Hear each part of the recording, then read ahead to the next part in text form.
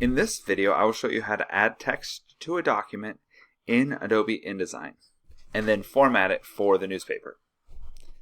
The first step is to open up your InDesign file.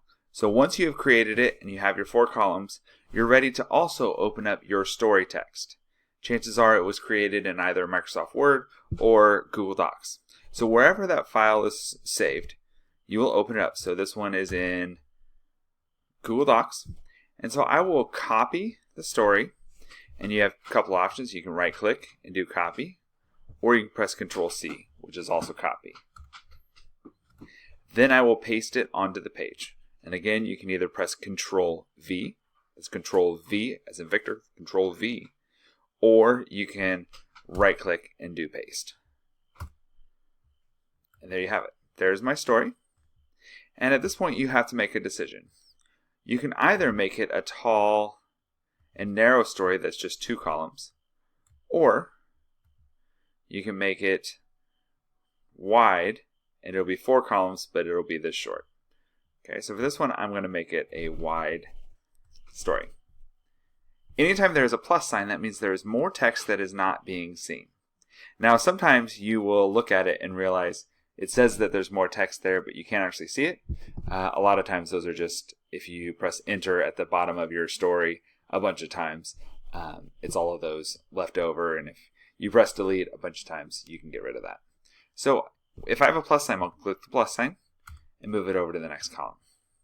I want the top of my column and the bottom of my column to line up.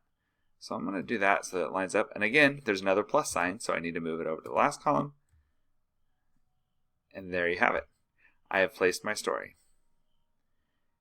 The next thing you need to do is create a headline. So I'm going to click on the T over here and create a text box. We're going to go all the way across all 4 columns. Now for this font size, I can do 24, I can do 36. It really should go across the entire top. And then I also want to center it, which is right here. And so I'm going to call this, "Is Mr. Stock Really Batman?" ?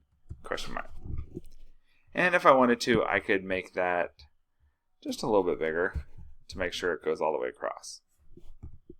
Now with the story itself, we need to highlight it, and it needs to be 10-point font. Okay, so I can change it right up here. Again, I have to be on the T tool, and I have to highlight the whole thing in order to change the font size. And then we need to go with Fully Justified, which is this button over here, which means that it goes all the way to the edge of the column. Last thing I need to do is change the font. We need to choose Arial, because that is the font. So the format of this page needs to be 10-point Arial font. Fully Justified. And there you have it. I've got my headline and I've got my story, and it is ready to go.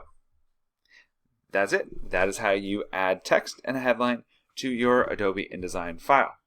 Don't forget, when you're finished, save. I recommend you save often in order to make sure that you don't lose anything.